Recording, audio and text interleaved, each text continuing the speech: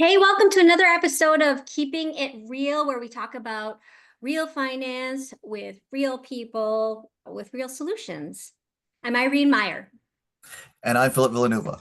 Welcome, everybody, to our show. Now, today we're talking about the concept of living paycheck to paycheck, which unfortunately is a common term, right? It seems like that's in everyone's lingo. And the sad part is, it really shouldn't be. Realistically, if you're out there and you're working and you have an income coming into your home, right? That struggle should not be a part of your life. So let me ask you, Irene, why is that such a common term when there are a lot of people out there working? We do have an unemployment rate, but at the same time, for the general public, it shouldn't be a part of their lingo. So why is it? I'll be honest with you. I don't even think it matters how much you make. I've seen six-figure income earners who are paycheck to paycheck, and that's like a dual income household. And if I had to nail it down to something more general and why it happens, it literally is people spending more than they actually earn. Why do we do Credit. that? Why do we do that? Why do we spend? Why is that our thing? We make so much money. We talk about making money. We get mad at our economy today, but yet we still spend way too much. I think human nature is one of those things where, and I think they talk about it a lot with immediate gratification, right? So instead of saving for a vacation, you'll just take the vacation now and pay back later. I don't know how many times working I be like back before when spending more than I earned was something very real that I always thought I'll make more money later. You know what I mean? I'll pay it back later. And with credit being so available to many people, feasible, makes it real. But I think that's a human need. I don't even say it was a need. It's a human desire. People want what they want and they'll get it and they'll do whatever they can to get it. I think maybe the real question is how do we fix that? Yeah. Yeah, that's I that's don't a, know, for that's a you, tough Phil, question. like in your experience, do you have other reasons for why people are paycheck to paycheck, possible reasons? No, the instant gratification is a very real thing. And like the tough part, we are being marketed as a society to actually have that. The like we're constantly being marketed. The temptation is constantly in our faces. You need to have this. And the reality is, you don't need to have it. If you want to have it, there's absolutely no reason why you can't, but you have Right. to budget for it. And I think that's what makes the difference between the people out there who are complaining about the economy today as opposed to the ones who are not. The ones who are not have actually budgeted for what they have and are not spending their income freely. They're spending their income based on intelligent decision as opposed to on a whim, on a spontaneous desire. Yeah. And that's realistically that is the only issue with living paycheck to paycheck. If you could eliminate that, and that's not easy. That's not easy. How many times have you been going anywhere and you just buy something Right. that you were not? How many times do we say, "Oh yeah, I went to the grocery store to get some milk," and you come home with two bagfuls of groceries, all right? Yeah. And then you go to put it away and you realize, "Oh, I already had that." Yeah. So things of Yeah. that nature. We do it all the time, right? And, Yeah. and then and then the sad part is the other part of it is okay, how many times do we go to the groceries? We do exactly that, right? And then we have to throw things out because we never used it and went to waste. Yeah. Oh, I know. Just the amount of waste. You could apply that almost to anything, like even clothing. Ladies, I think we're relentless for this, where a lot of us who want what we want, we get it on sale, but we didn't really, I guess we didn't really try it on. I was really bad when I was younger to buy things that were on sale, looked nice on the rack, get it home, and it just did not make me look good at all. And how many wasted clothes out there. But we can definitely apply that to anything. Okay, so your example about going to the grocery store and coming back with way more than you actually needed. They talk about just don't go grocery shopping hungry, right? Little tweaks to fix that. Circumstances, there are tweaks as well. Have you ever given some advice to people that you've helped where clearly they were paycheck to paycheck and they didn't have to be? Absolutely. I've given advice. I think that's part of what we do. And obviously our advice is only recommendation, Yeah. and whether they choose to follow it is really that's the difficult part, is whether they're choosing to follow it. Our advice, when we give our advice to, or I'll say my advice, when I'm giving my advice to a client in regards to that particular situation, is a third party, non-emotional view. Yeah. So that's really easy to give because I'm seeing everything that they have literally black and white. There's no gray in what I'm seeing. But when the client is trying to look at what I'm showing them, they're looking 100% in the gray. So now I'm Yeah. asking them to not look at it that way. That's hard. Right. That's hard for people. So yeah, I'll advise them. But what I always look at, I look at the necessities, right? Yeah. And then I look at the non-necessities. And when I'm working out the budget, we look at, okay, of the non-necessities, we really can't touch. You have to pay your mortgage or your rent, you have to pay your utility bills, things of that nature, right? You have to Mhm. pay those. Now, are you misusing your utilities? That's another factor. Yeah. But those bills are, you don't have a choice. They're non-negotiable. You have to pay them. The other things that can be negotiable is maybe subscriptions or your grocery bill or your luxury spending and things of that nature. So let's take Right. a look at those avenues. Of these avenues, what do you consider to the client is important to you? Because if it's important to them, good luck in getting them to change it. Now, if everything is important to them, okay, what's more important to you? Being able to continue to live a lifestyle, or struggling, stressing, fighting, having all financial difficulties, maybe not even be able to afford these things in a year or two down the road? Mm. What's more important to you? Yeah. And that's the thing that people don't realize is it's great to be able to spend money now. Mhm. And like you said a word that was really crucial in all of this. And that word was credit. It's living off of credit now, right? Mhm. And running into a situation maybe a year or two down the road where now you can't really do that anymore because your Right. your credit card is now maxed out. Mhm. You have no more external sources of income that are not actually in your bank. Now you're trying to pay off these external sources of income with what's in your bank, because you decided that you were going to splurge today, Yeah. right? Yeah. That's the common issue, and that's the thing that I talk to my clients about in depth, right? Because of the fact that Right. someone needs to, in that particular situation that you just referred to. When people are talking about living paycheck to paycheck, there's a big dilemma there, right? Because there's final with living paycheck, there's a constant worry about their finances. There's a lot of financial stress, right? Once you incorporate financial stress into anything, what then happens? Now you have health concerns. Now you have mental concerns. Now you have emotional concerns. All of these Mhm. things are now impacted. If you're in a relationship, now you're going to have relationship concerns Yeah. because of the fact that you yourself have become unstable. Everything around you is going to be based off of your stability. If you're not stable, Right. guaranteed your external area, your external atmosphere is going to be unstable, Yeah. right? So true. Like when you think about how they say money makes the world go round, like that is so true. You said something really important. Like when you're, because from money, really the only thing from money that's negative is the worry around the lack of it. Yeah. I don't know if you agree. So when you're worried about the lack of it, that's going to take a toll on your body. I feel like anything you're worried about is going to take a toll on your body. It's not the other way around. Yeah.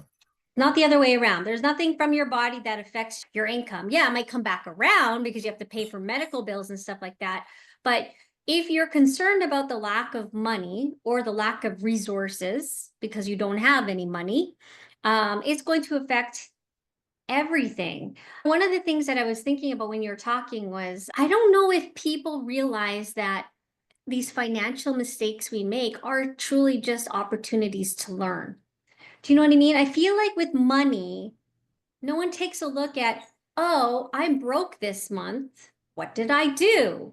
They don't take a look at, how did I overspend? They take a look at, oh, everything's going up, or oh, how much money did they take off my paycheck? Or oh, everything is just getting more expensive. There's just so many things. And when you were talking about necessities, Another thing that kind of came to mind was what's actually a necessity. You know how many people think that Netflix is a necessity, right? Because they need to like diffuse at the end of the day, and that's what they need to like get their this is their ability to get over their hard day at work.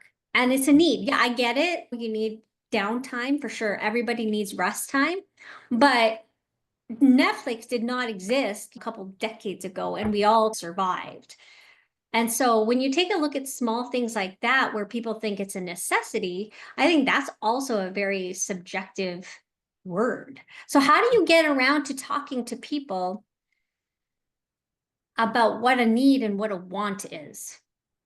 Yeah, that is where you really have to dig down to find out what makes somebody tick. In our industry, you can't just ask one question and expect the person to tell you who they are and what is all about them. Yeah. I think it's an industry standard. That's something that a lot of advisors will talk about. You got to go 7 questions deep, Yeah. right? You got to ask question, and then eventually you're gonna the client is gonna get. And I don't know, to everyone out there in the world today, why do you do that to us? That's my question to you. You're getting all these answers from us. My question to you: why do you do that to us? It would be so much easier if we could ask the one question and no, right? Yeah. But that's never the case. And you said people what you said earlier. People do justify their means. They justify why they're doing this, right? Like Mhm. you said, this is a necessity, that's a necessity. I need to have this, I need to have that. Okay, here's the thing. If you lost your job today, right?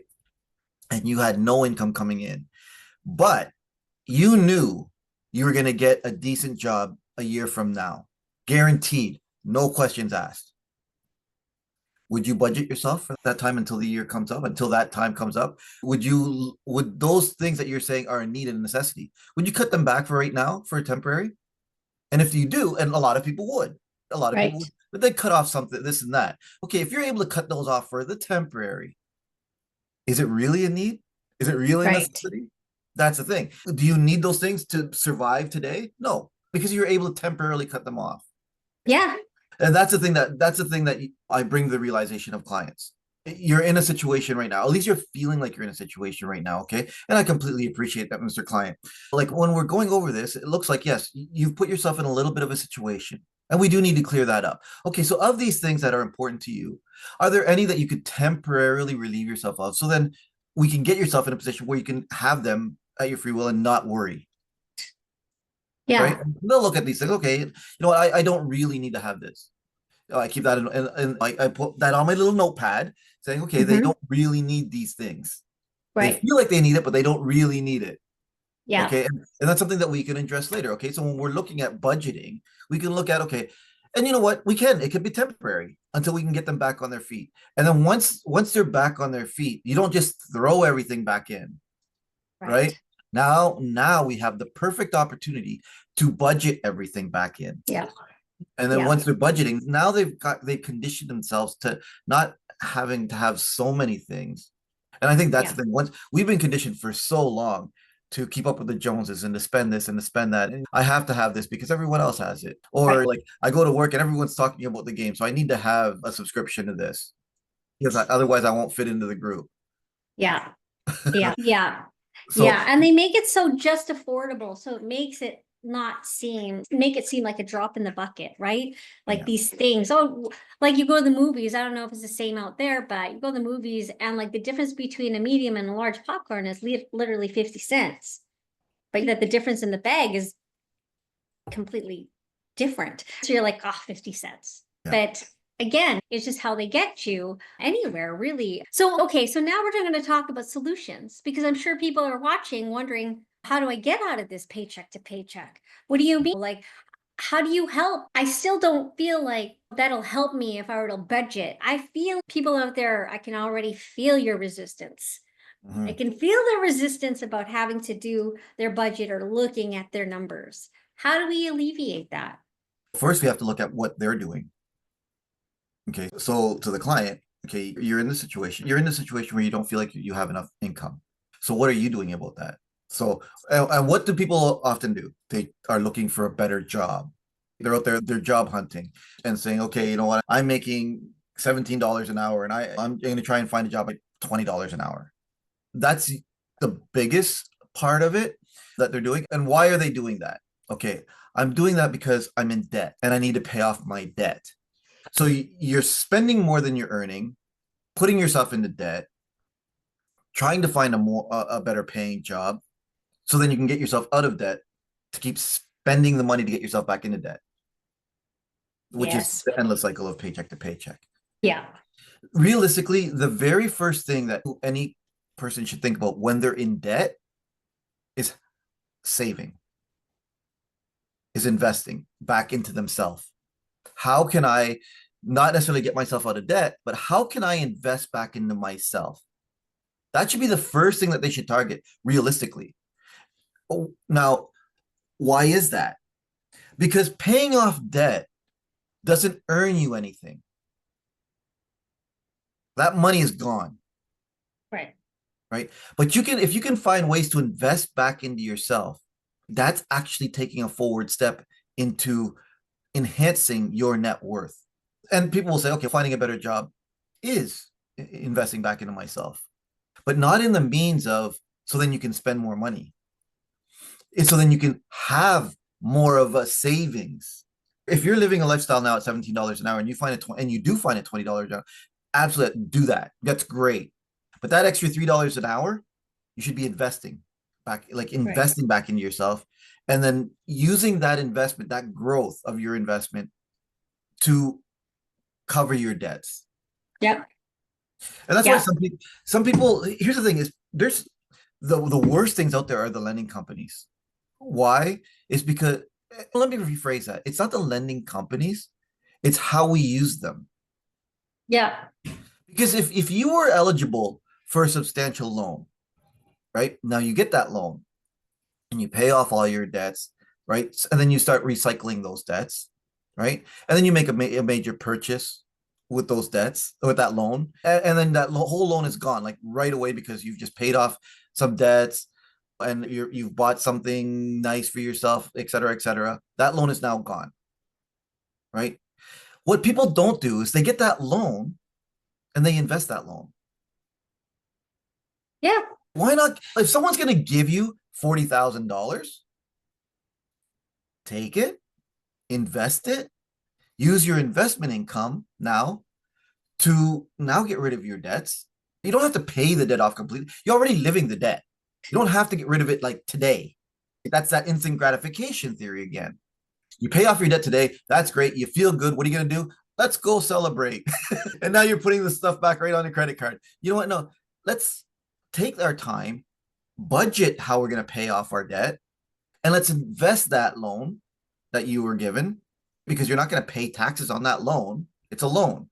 So you're investing it. You're going to make some money off of that loan that you're not Right. paying taxes on. That was free Right. money given to you. It's not Right. free because you are paying an interest rate. But if you're, and that's where it's really crucial. And this is where an advisor is very important. You have to make sure your advisor is able to try and get you into a portfolio if you're doing investments that's going to overweigh any interest rates on a loan. That's what a lot of people don't realize, right? Yeah. They'll get a Yeah. loan, they'll invest it, but that interest rate on the loan is actually higher than the investment portfolio that you're doing. Okay, Yeah. that now you got an issue because you're losing Yeah, money. you're not going to do a cash advance on your credit cards, guys. Go invest in something because your credit card rates are going to be way more than any kind of rates you could get on a regular basis on a standard investment. Let's face it. So don't be thinking go do cash advances on your credit cards. And this is very important that it's not just so black and white borrow to invest. You really have to take other things into consideration, which would mean you need to talk to somebody who knows what they're doing and can explain to you how it all works. But if you don't mind me interrupting, Phil, one of the things that I maybe in a way before what you said, not necessarily disagree, but what before you said about investing so you can Mhm. get out of debt, that's definitely something that could work. But I feel like with all the people I've helped, the problem has not been solved. That is a solution, but a problem. The problem is that they're not going to stop overspending if you don't point out, why are you overspending? Yeah. Do you understand? I know this is more a psychological thing, but this is the kind of person who would go into that exact situation. I've seen it where they did the whole like, let's borrow to invest. And what did they do with the money after the investment grew? They took it out and they spent it on something else that they didn't need. They didn't apply it to debt. In the meantime, they have this investment loan and they still have this credit card debt. Yeah. So we have to understand as advisors, which you pointed out at the very beginning, is we go deeper with our questioning, right? And we cannot assume that the client even knows what they're asking for. I feel like a lot of people, so they're going to do what that's what they're going to do. They're going to take that advice bill. They're going to go to their bank and they're going to ask their banker, I'd like to get a loan to invest, please. And then the person's going to be like, huh? Because they're not used to that. Banks don't necessarily do that for clients, and they'll want them to invest in their investments. Yeah. They're going to loan them money. They're going to want them to invest in their investments. And usually in a bank situation, you have to be a high net worth client to borrow to invest. And you're not going to go to a payday loan place and Oh borrow no. at 30% to invest. So guys, don't necessarily take this as like a blanket solution. It definitely is a different way of making your money work harder, 1%. But I feel like the 20% credit cards where you got yourself into is the problem we need to solve. Yeah. Why was it? Because if you're to kind of like actually do the math, that t-shirt that you bought for 20 bucks that was on sale, that actually wasn't $20, right? It was like $24 based on the interest rate that's charged on your credit card if you don't pay it off right away. Do you know Yeah. what I mean? So even putting into perspective things like that, you don't actually owe this much money. You actually owe this much money, adding on the interest that you're going to pay for the rest of your life if we don't get this down. And opening this up to clients who are in debt, paycheck to paycheck, are the ones, like you said, are in debt. Mhm. People are like listening to you and they're like, yeah, that would be great, but I can't even afford to do this. How do I save and invest? Right. So what we need to do is find another strategic way to pay off their debts, right? And it may not be what you guys think. Some of you guys are thinking like band-aid solution, consolidation loan, whatever. No, there are ways to pay off your debt very strategically based on you as an individual that could actually have you living in the black where you're only spending cash and not going back into credit. I feel like there's a lack of education around different ways of getting out of the red, which that's how I refer to is living in the black and not in the red. You would never invest in a company that was always in the red. Yeah. There's so many, and there's not just, like you said, there's not just one solution. There are many different ways of taking care of that situation. And again, that's where a professional comes in, right? Because we've got the strategies. We've seen them and we've dealt with. You have a client has their one particular situation. We have seen many different particular situations. And because of that, it's generalized. We've been able to expand our knowledge and our strategies to assist every single one of those particular situations. So your one situation, the way you've been trying to solve it is just keeping you in that zone. However, another point of view that we've probably seen from somebody else who we've helped and get and move forward past your current situation, we can now help you with implement into your life. And that's how that all works, right? Again, the biggest element we always take out of the equation, I think, for the client is emotion. We're Yes. not attached to your situation at all, Right. right? And that's what you So need. You yeah, need that. yeah, and that's the thing. Like couples are sitting that old scenario of couples sitting at the kitchen table, stressing over their bills and this and that. The very first thing is you're stressing. Yeah. You're stressing. So you're already in a panicked situation, looking at your situation. And what's the first thing, honey? We've got to pay these off as fast as possible. Your as fast as possible may not be the most logical way to do it to alleviate your situation. It could be right? your as fast as possible could be okay. We're going to get rid of this as quickly as we can, so then we can just bring it back into our lives. And as much as we say we're not going to do this ever again, we do. Yeah, and you know what? Maybe that could be our next episode as we wrap up, Phil, is how to help couples. Now, just so you guys know, Phil and I aren't a couple, but we both were one half of a couple at any given point. We know based on our life experience and what we do for a living, how money can affect, actually not how money can affect, but how couples can affect how money is distributed in the relationship and the paycheck to paycheck cycle, how that contributes. And then, of course, back into the relationship, how it affects relationships. And I think that would be a great episode 3, Phil, to talk Oh, about that. Hey? yeah. Or yeah, living paycheck part two, because the household it is a paycheck. Right? Right. And how's that paycheck being distributed in the household, not just each individual person, for sure. Right.